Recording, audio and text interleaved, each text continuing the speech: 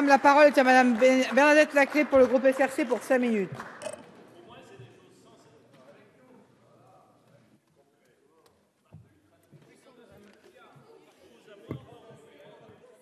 Madame la présidente, Madame la ministre, Mesdames et Messieurs les rapporteurs, chers collègues, dans un sondage datant d'il y a quelques mois, 8 Français sur 10 se disaient attachés à notre modèle social et 86% inquiets pour le financement de la sécurité sociale.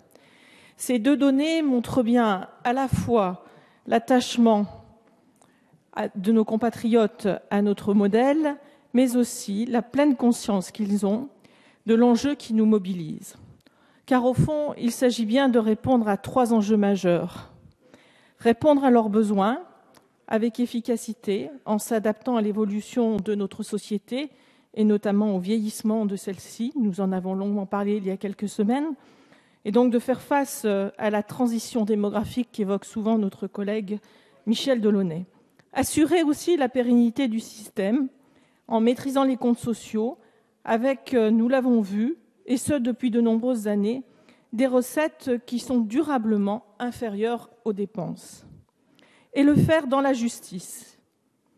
Nous le voyons bien, l'enjeu est complexe.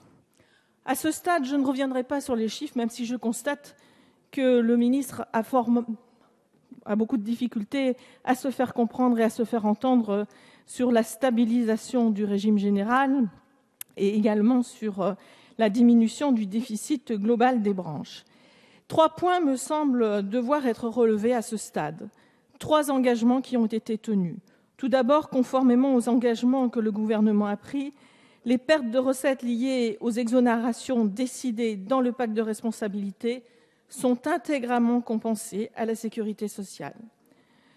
Deuxième point, ce projet de loi de financement de la sécurité sociale ne contient aucune mesure d'accroissement des prélèvements, ni pour les usagers, ni pour les salariés, ni pour les entreprises. Troisième engagement respecté, la totalité du produit de la contribution additionnelle de solidarité pour l'autonomie sera bien affectée à la Caisse nationale de la solidarité pour l'autonomie, et c'est à mes yeux une excellente nouvelle. Pour autant, et nous le savons bien, le système a besoin de réformes structurelles si nous voulons le pérenniser. Celles-ci sont largement évoquées et seront bien sûr traduites et concrétisées dans la stratégie nationale de santé. Pour autant, elles sont abordées, y compris dans ce PLFSS, avec un plan générique qui sera présenté, avec ce que vous avez appelé le virage de l'ambulatoire, la refonte de la régulation globale des dépenses de produits de santé et la maîtrise des dépenses de la politique familiale. Sur ce point, vous me permettrez une remarque. Je suis toujours étonnée que l'on fasse référence aux allocations familiales comme si elles avaient débuté en 1946. Elles sont bien antérieures à cette date. L'étude historique, d'ailleurs, des allocations familiales montre que le principe d'universalité n'a jamais été perçu comme absolu. Il est affirmé seulement comme avec un montant devant être fixé conformément au principe d'égalité devant la loi. Rien n'interdit que soit pris en considération la situation sociale des individus concernés. Qui pourrait soutenir que l'arrivée d'un enfant est pour chaque famille la même conséquence d'un point de vue budgétaire? Qui pourrait le soutenir aujourd'hui? De la même manière, qui pourrait soutenir que le dispositif qui est proposé pourrait s'appliquer à d'autres branches, et notamment à la branche maladie, dont on sait bien qu'il s'agit d'un système assurantiel, ce qui n'est absolument pas le cas des allocations familiales. Voilà, chers collègues, ce que je souhaitais dire à ce stade de notre débat. Vous me permettrez de conclure peut-être en soulignant l'exercice bien difficile auquel nous sommes confrontés.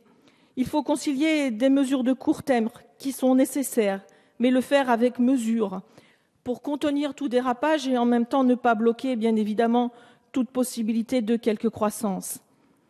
Il faut également des mesures de long terme, dont nous savons bien que les effets seront décalés dans le temps, mais que ces mesures de long terme sont nécessaires pour la pérennité globale du dispositif.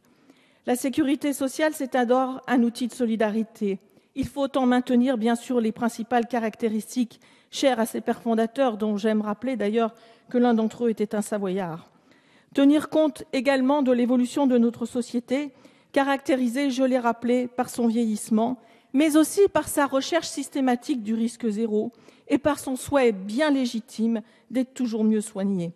Nous parlons d'un budget colossal. Nous parlons d'un modèle qui fait de très nombreux envieux partout dans le monde. Cela mérite, me semble-t-il, de sortir des postures, de s'atteler à la tâche et de faire ce que nos compatriotes attendent de nous et ce que les générations espèrent de nous, c'est-à-dire se rassembler pour sauver notre modèle social. Merci, madame.